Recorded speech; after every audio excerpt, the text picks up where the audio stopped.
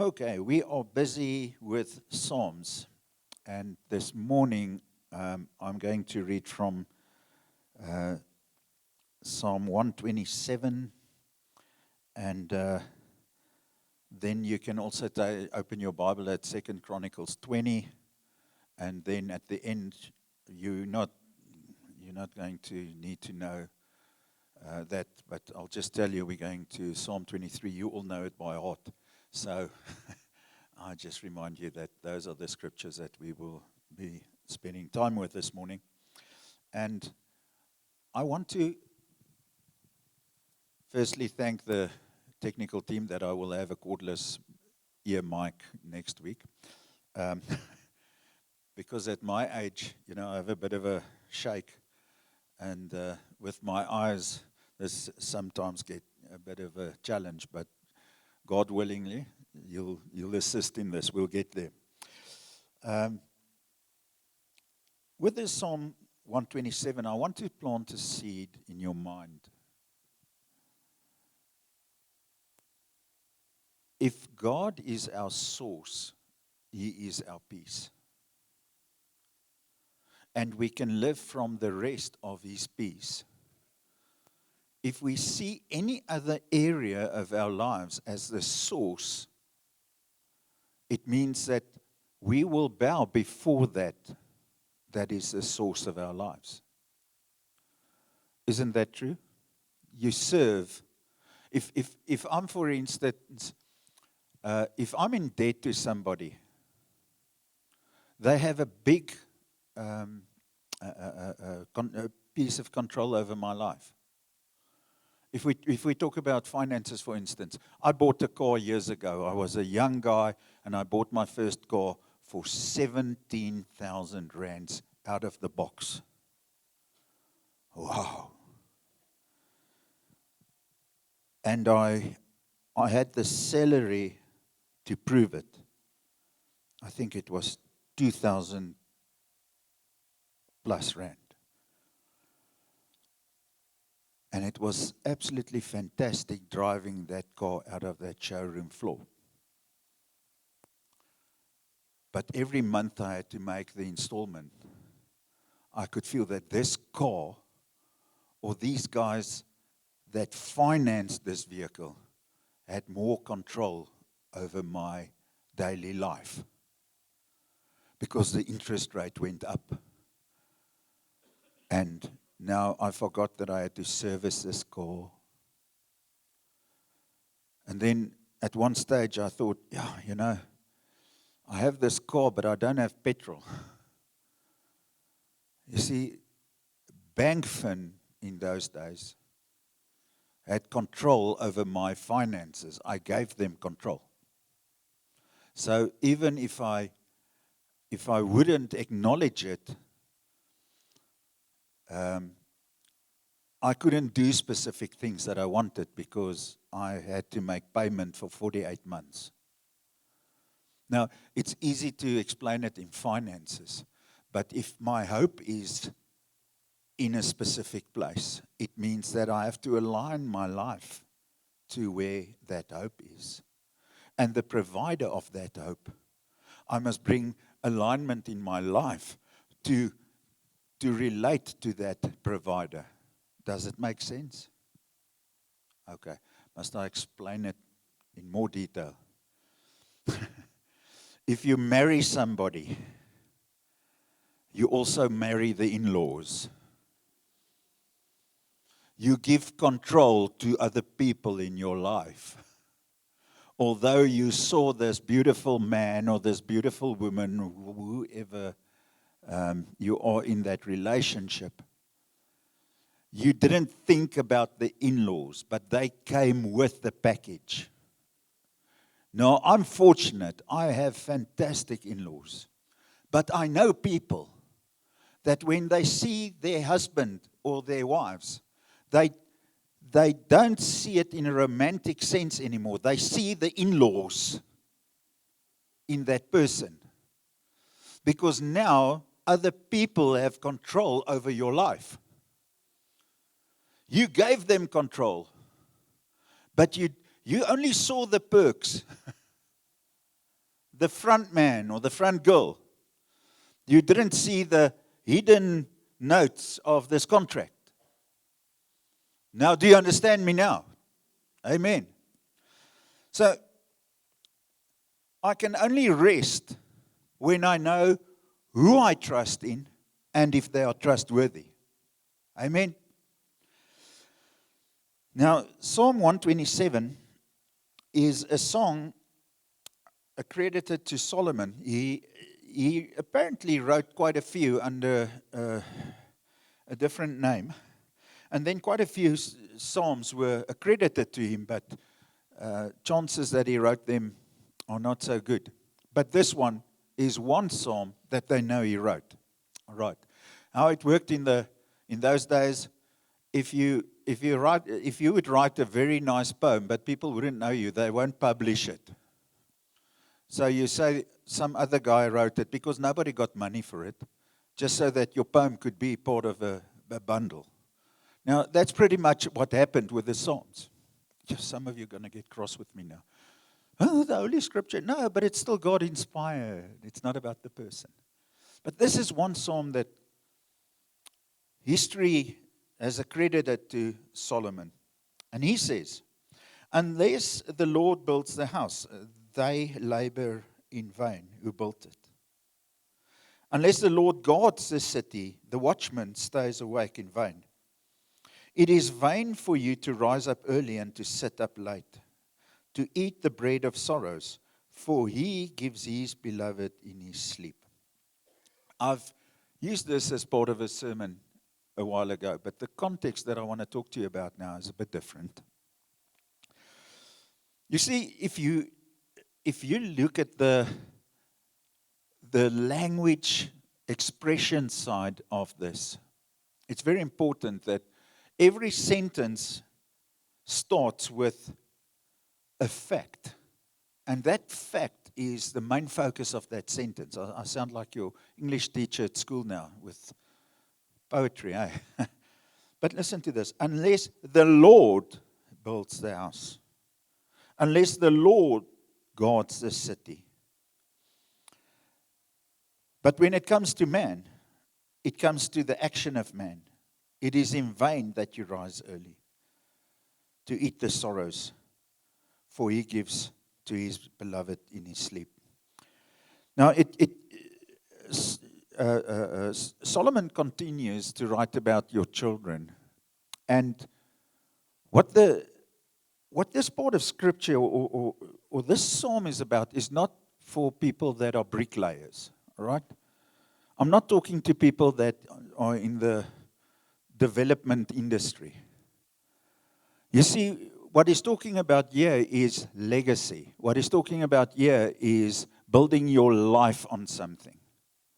So he starts with, unless the Lord builds your house will never be a place of safety. Okay? Unless the Lord protects your house, it will be left unprotected. Because somebody else will have control over that. And then he goes and he says, you are blessed by having children. Now, not all people would agree with that. But it's supposed to be a blessing. It all depends how old they are. Right. But if the house is built and the house is safe, it means that the children will grow up in safety. You know what the biggest problem is in the world? That children grow up in environments where they don't feel safe. And that causes trauma in their lives. Because when a child grows up in a fearful environment, it numbs that child to receive love. And to express love from the heart. Love is expressed then for protection. And when you grew up in a home where there was safety and where the Lord built that house, there was stability in focus. I'm not talking about you grow up in a house where there were no problems. We all go through challenging times. But God says, the house that He builds will stand. And when He protects ours, there is a future for the generation that comes from that house. Amen? So, He's also talking about the leader or the owners of this house. Can I go and I do my own thing and ask God to bless it? I can. But it doesn't mean that He will bless what I want to do. Because God calls the shots, not me. I have bad news for some people. Okay. If you think you call the shots, you're going to suffer a bit in life. You're going to get the gift of severe suffering.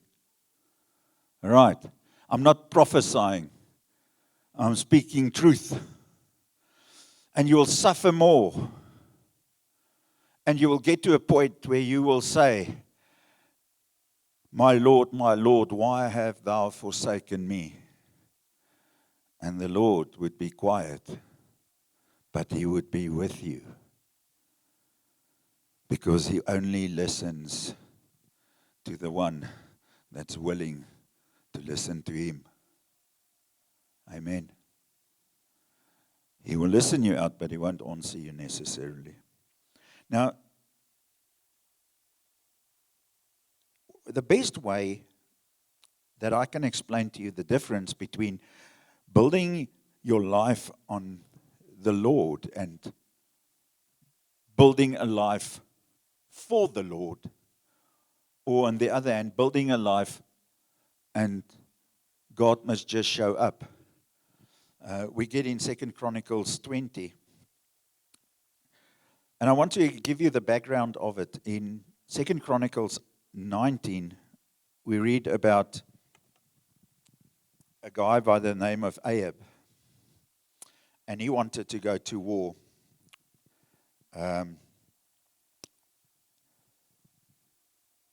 He wanted to go to war with a neighboring country that was weak at that stage. And he called Jehoshaphat, who is the king of Judah, and he said to him, let's make war against these other guys. And Jehoshaphat said to him, have you asked all the prophets? And he said, yeah, except one. Micaiah is a prophet that always gives me bad messages. He always gives me bad prophecy. So I left him out. Don't we sometimes do it? Okay, maybe only pastors do that sometimes. You think, well, it's for the church. It's spiritual. Must be from God.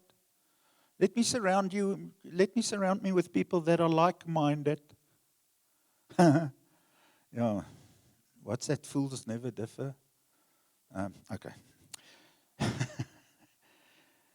And what happened was, of course, Micaiah arrived there and he said to him, God sent a lying spirit to all your prophets and to you.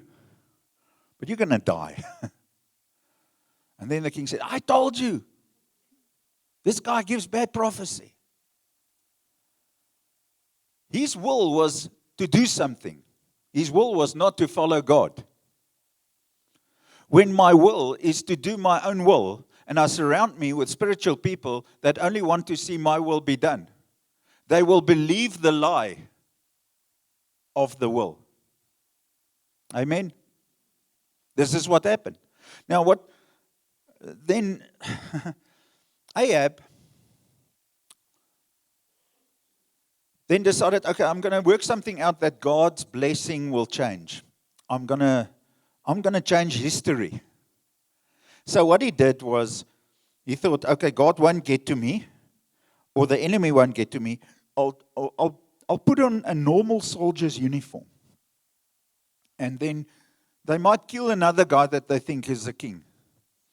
But then when you read scripture, some stray arrow came from nowhere and it hit him on the battlefield, went between the armor that he had, and he died.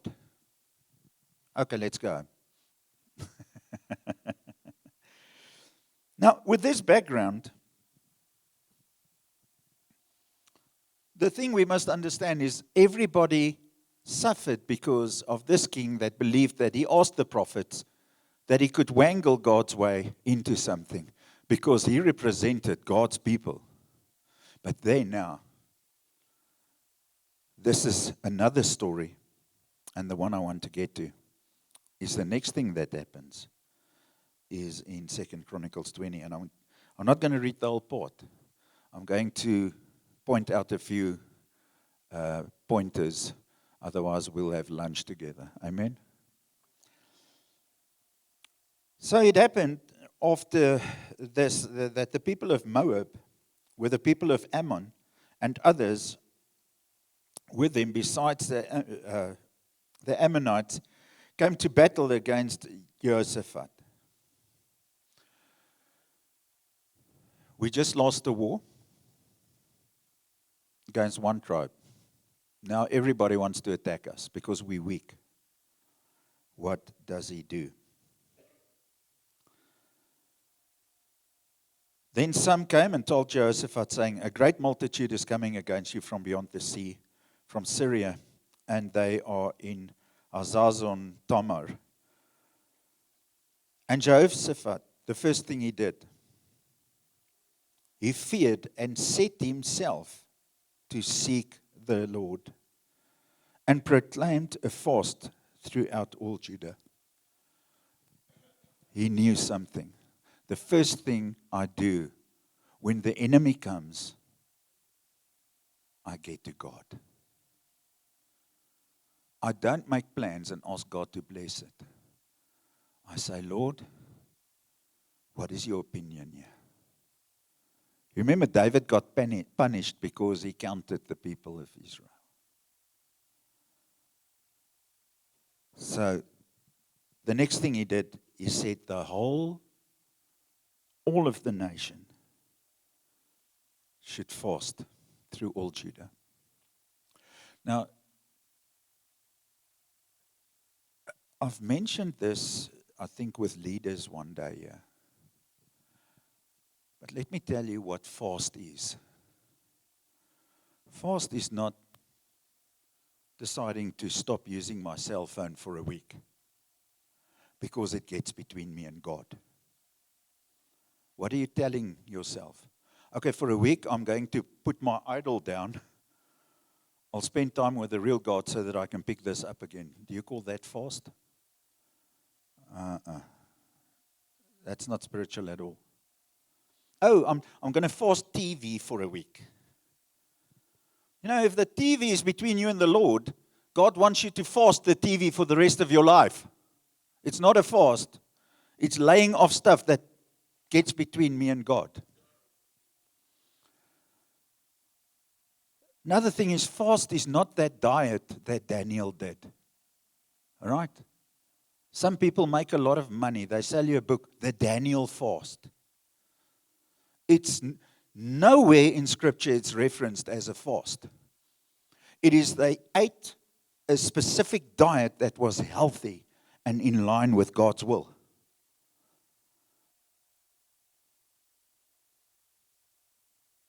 You see, to fast means to break down your flesh so that your ears can hear what God is doing in your spirit.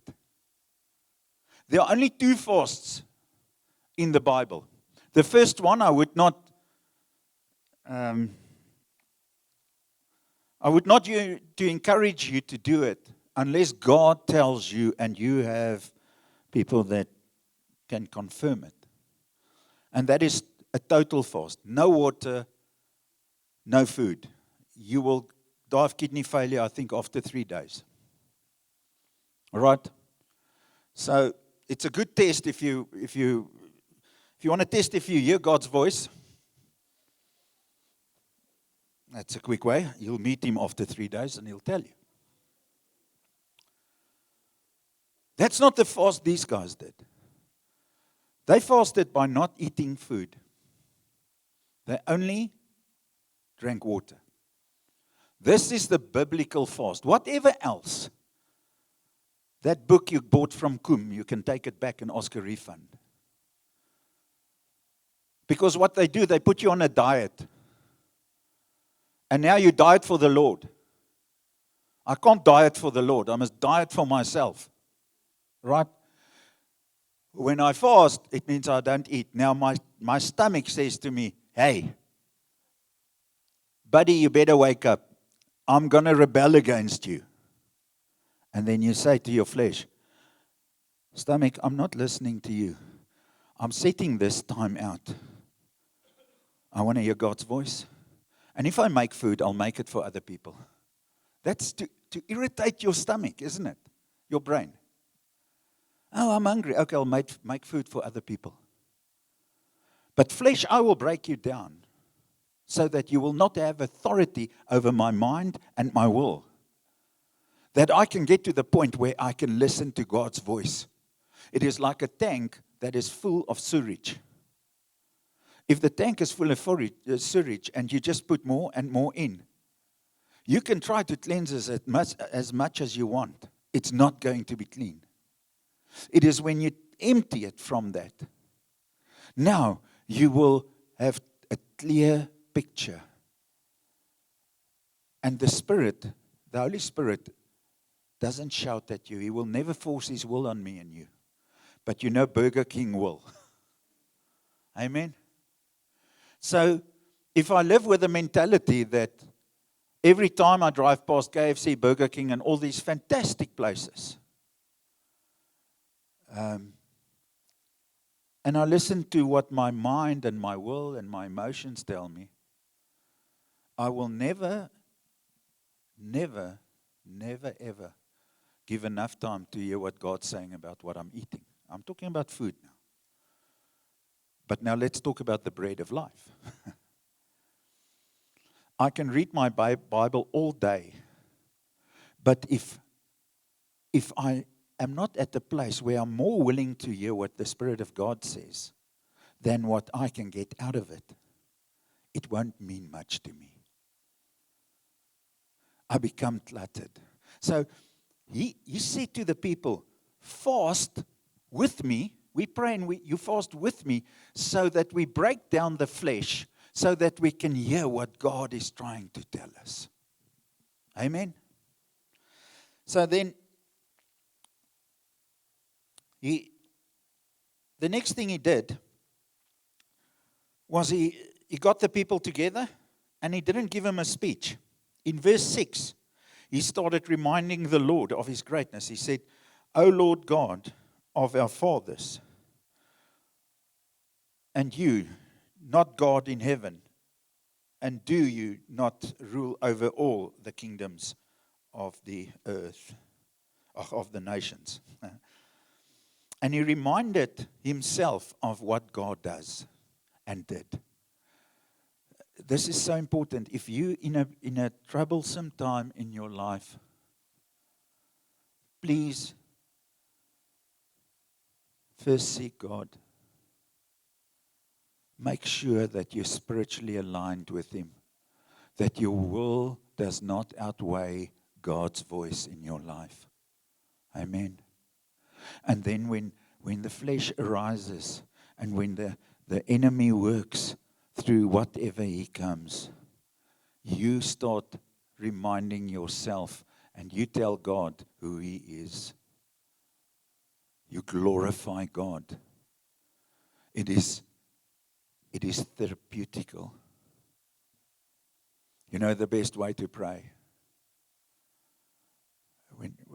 When I, and please, this is now the way I do it. It's not the way God says, but it is biblical. When I go through troublesome times, the first thing I do is I start glorifying the Lord. Maybe not with you, but with me. The problems get so big in the front of my mind. that I start getting solution focused with God, not submitting focused with my heart.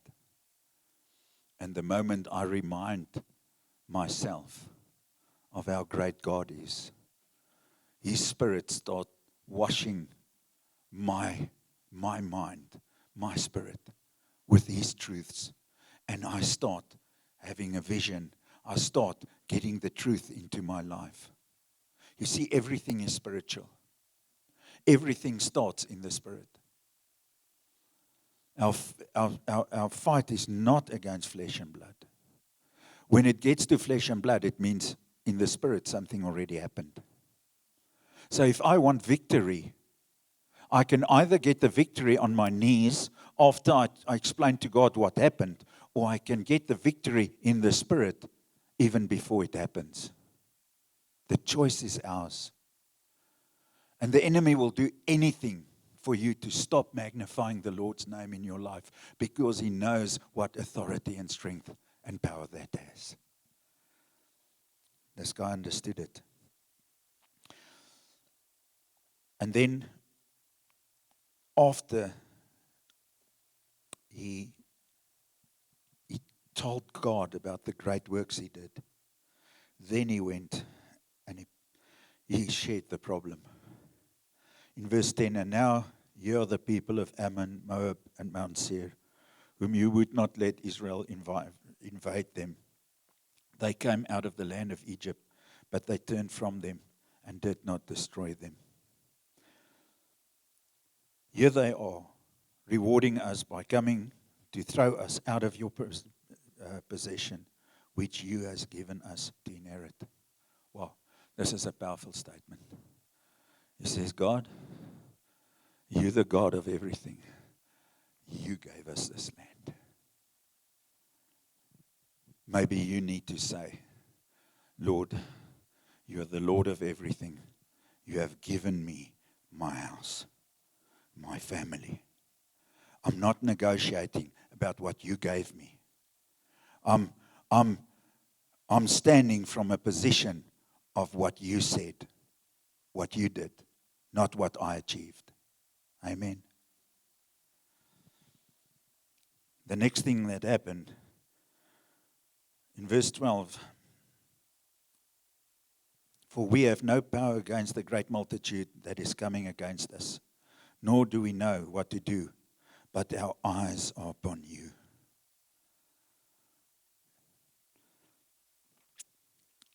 And the amazing thing, because he told the whole nation, all the people, to pray and fast with him. In verse 14, then the Spirit of the Lord came upon Jahaziel, and then the son of Zechariah and the whole family tree, in the midst of the assembly.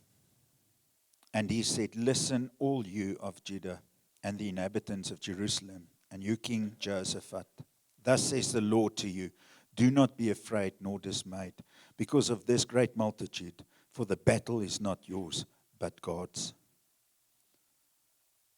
Sometimes we enter battles that was not ours to fight. You might sit in a battle now that was never yours to fight. And that's why you're battling. One thing about grace and the glory of God is God is the ruler of all. And when we give him the voice and the authority in our lives, he will always back us if we submit to his will. Amen. So the next thing happened. Tomorrow go down against them.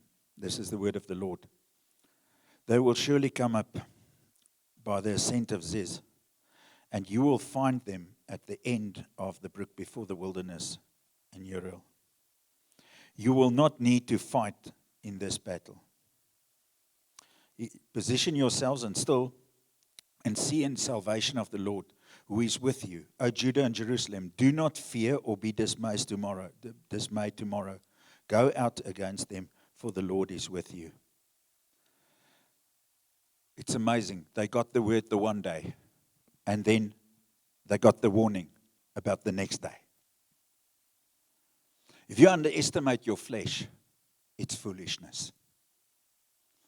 You will be so in the Spirit today that you will manifest the glory of God in your prayer room, and 6 hours later, you might be in a hole. Remember Elijah slaughtering all those prophets? And the next thing, he's fearful, and he hides, and he runs away. Never underestimate what is coming to you after you gave the Lord the reins. You need to stay in the spiritual posture. Because the enemy is not going to come for what you have. He's going to come for what you think. Amen. So what happened is, then Jehoshaphat bowed his head and his face to the ground, and all of Judah and the inhabitants of Jerusalem bowed before the Lord, worshiping the Lord.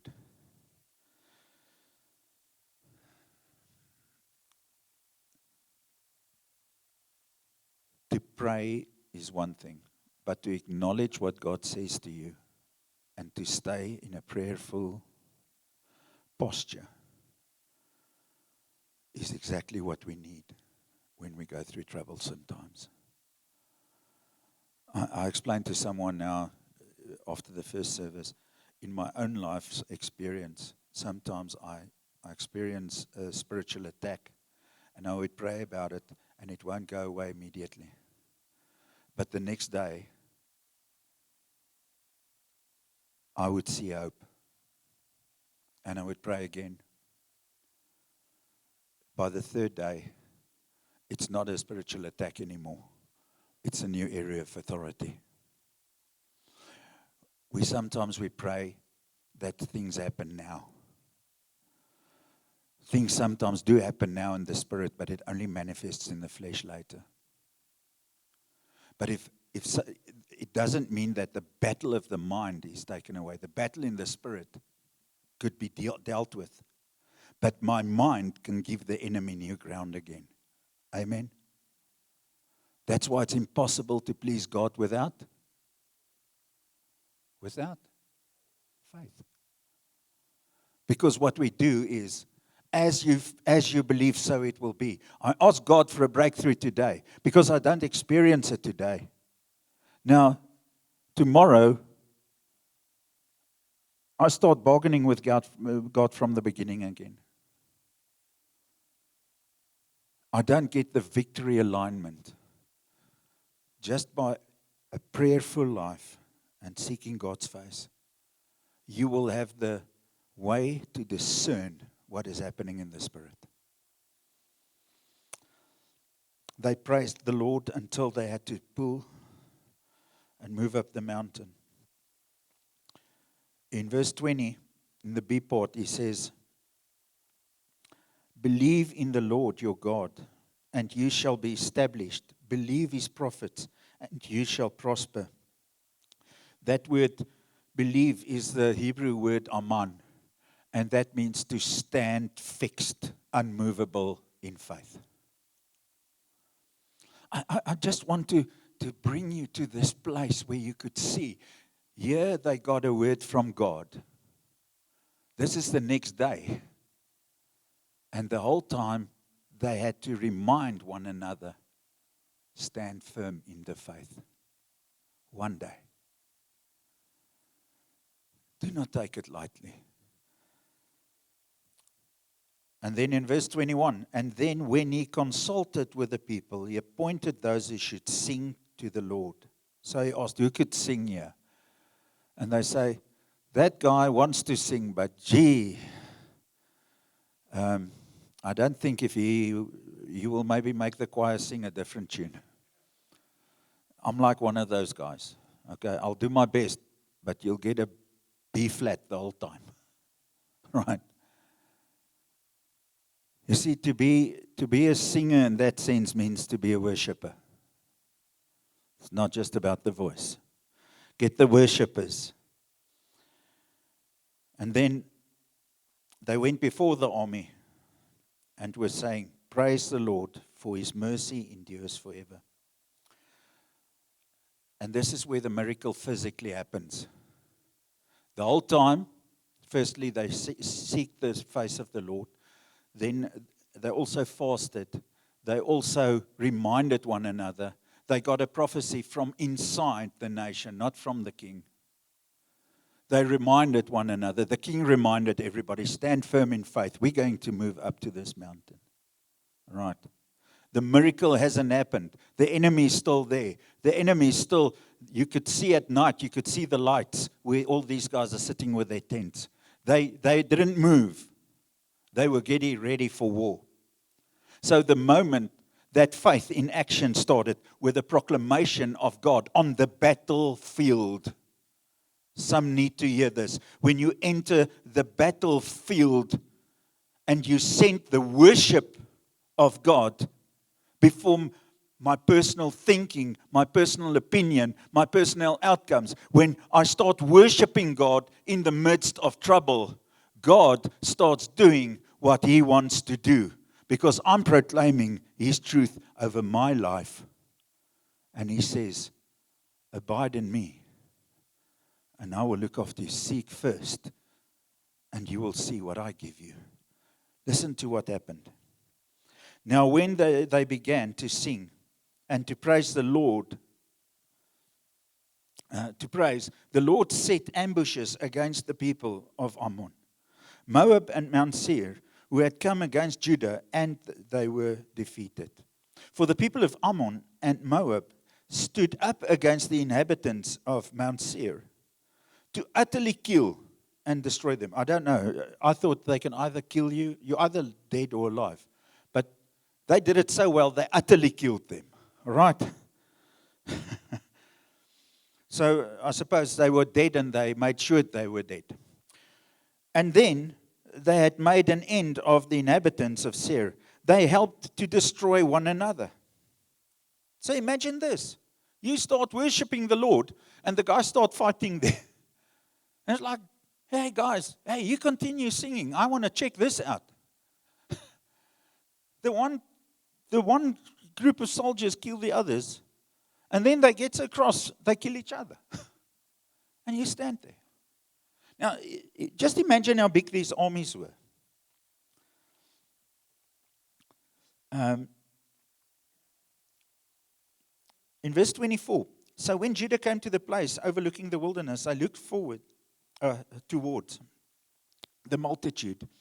And there they were dead bodies fallen to the earth, or fallen on the earth. No one had escaped. When Jehoshaphat and his people came to take away their spoil, they found among them the abundance of valuables on the dead bodies and the precious jewelry, which they stripped off for themselves, more than they could carry away. And they were 3 days gathering the spoil because there was so much. 3 days. And on the 4th day, they assembled in the valley of Berachah. For there they blessed the Lord. Therefore the name of the place was called the valley of Berachah until this day. Berachah means the place of blessings.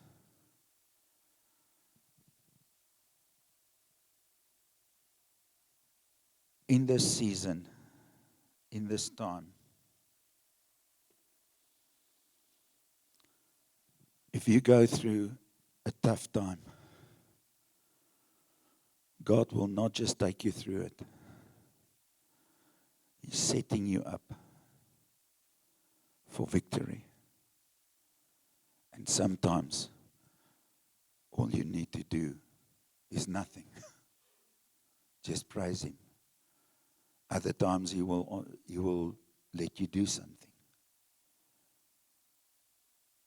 You see, when we read Psalm 23, we understand a king who knows battle and who knows what it means to war with God on your side.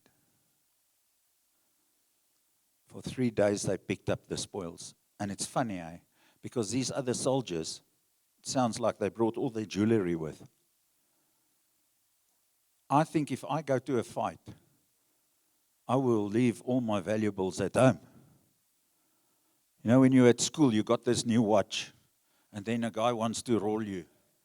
What's the first thing you do? You take off your new watch. You don't want to scratch it, as if. These guys brought their watches with. I don't know what they were thinking, but one thing, I knew what God was thinking. God was thinking, bring all your stuff because I'm going to give it to my people. Sometimes we don't understand where the blessing in our lives lie. Because we look for other ways to see it in fulfillment. But when God is in your story and is the center of your story, sometimes we will be a lot better off afterwards than even before that. What made them better off was not the gifts that they got, not all the swords and spears they could make war for yonks of years. But the biggest gift they had was the story of God taking battle for them. That is the story that builds faith, that builds trust, and a reliance on the Spirit. Amen. So when we go to Psalm 23 now, David writes, "The Lord is my shepherd, I shall not want. He makes me lie down in green pastures. He leads me beside the still waters. He restores my soul. He leads me in the path of righteousness for His name's sake." This is physical manifestations of God's goodness and provision.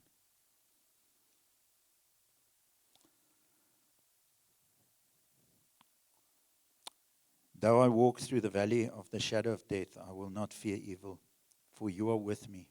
Your rod and your staff, they comfort me.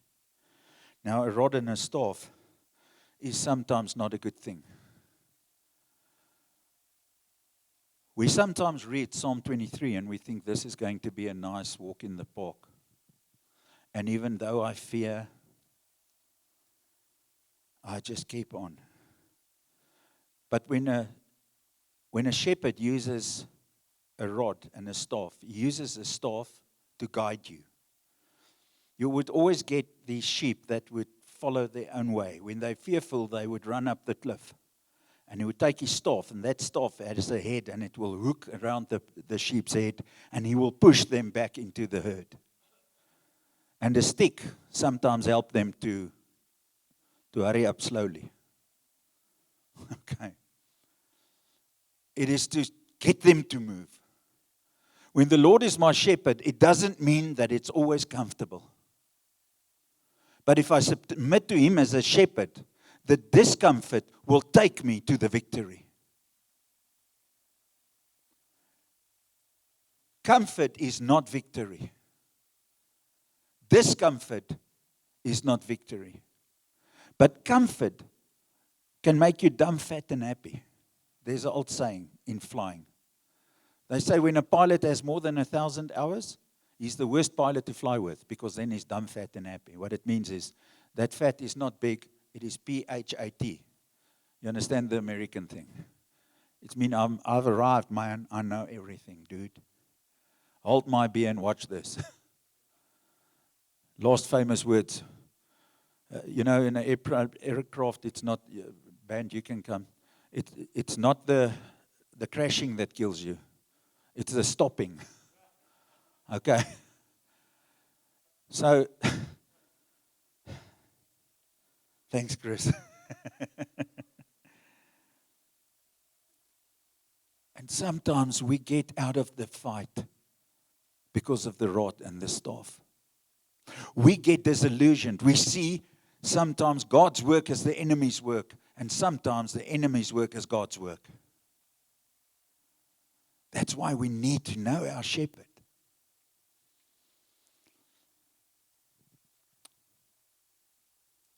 You prepare a table before me in the presence of my enemies. You anoint my head with oil. My cup runs over. This is emotional well-being. So first we were talking about physical manifestation. Now it gets to a point where I experience the blessing of God. And then thirdly he says, surely goodness and mercy shall follow me all the days of my life, and I will dwell in the house of the Lord forever. That is a spiritual position. What Jesus did was he turned it all around. If you want to read the Jesus version of Psalm 23, you start with verse 6. Because the completed work of Christ says, surely goodness and mercy shall follow me all the days of my life, and I will dwell in the house of the Lord, because I stand from a position of faith. I stand on the blood of Christ and the work of Christ, not of my own effect. This is the position that I posture myself for. When I spend time in the Spirit with the Lord, when I spend time, you know the house of God, you know where it is. It's not this, it's this. If you go seek the house of God, you are like a rabbit running around.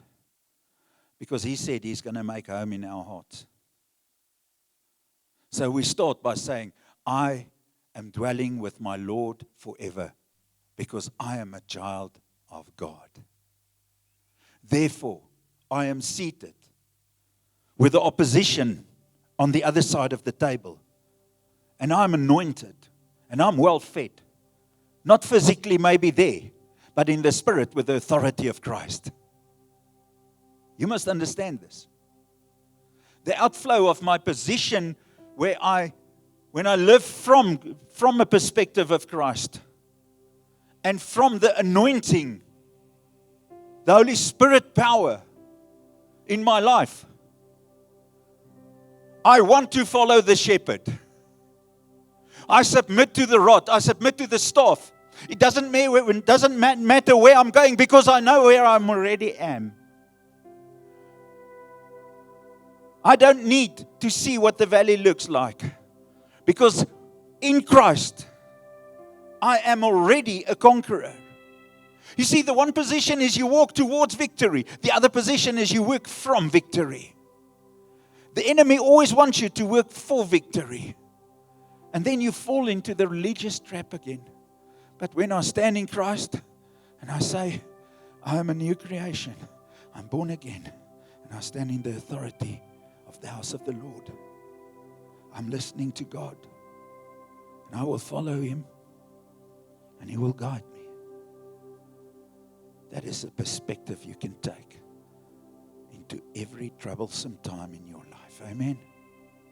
So I want to challenge you this week. Maybe you want to take Psalm 23 and you want to take it verse by verse. Maybe you want to spend a day or two. Maybe you want to spend 30 minutes if you have the time. Put the DSTV off. Fast the TV. And with each verse, ask God what He's saying to you. And you will be surprised how you will be led by the Spirit and the victory of Christ. Amen. Shall we stand?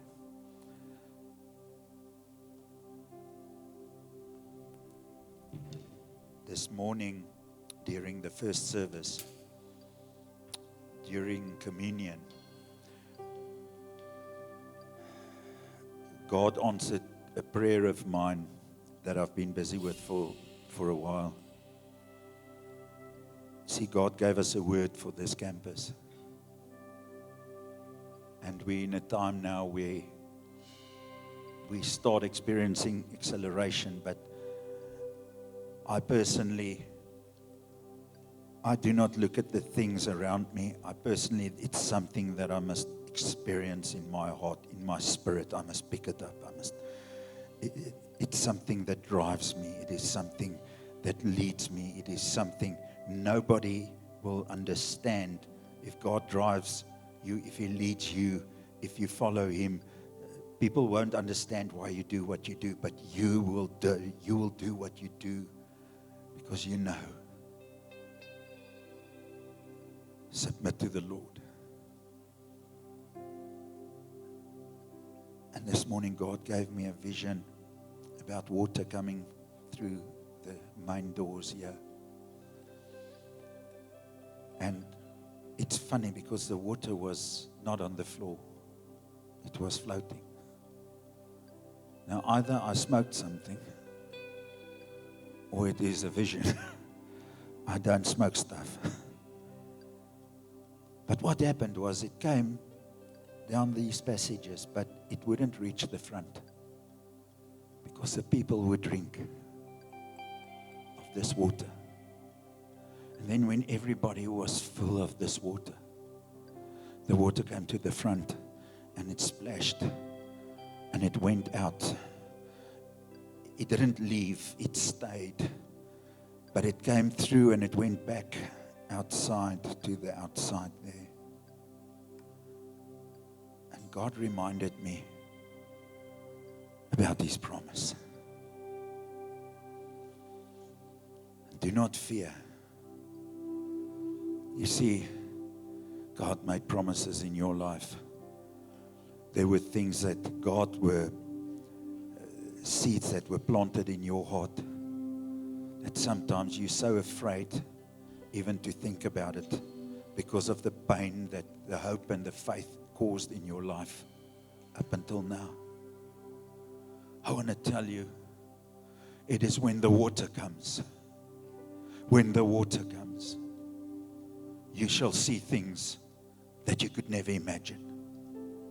When the water comes. Not when we do stuff here, when the water comes. And God says the water is coming. And I'm standing here. And I'm humbled to overflowing. Just to be able to be part of this word. And I want to challenge you. This water isn't about this building, it's about our hearts. God says that He wants to water every part of my heart, your heart, and let His glory fill our places of worship. May it be so. Lord, we come to you in your precious name. We glorify you, we honor you. We praise you. We thank you, Lord. We thank you for your goodness. We thank you, Lord, that even though sometimes we do not understand the journey, you are with us. And our future is with you because we are planted in a safe house, your house forever. A house that you built, a house that you raised, and this house that you will protect. The house of our hearts, the house of our families, the house of our campus, of our church, of your kingdom. And we align our hearts with you today. And we say, yes, Lord. We are thirsty. We are desert thirsty, Lord.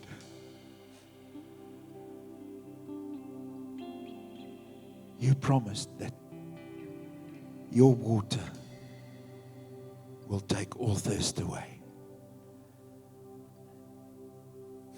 And we're waiting on you, Lord. And we're thanking you, Lord. And we're praising you, Lord. And we're worshiping you more and more every day until it manifests from glory to glory. We honor you in Jesus' name.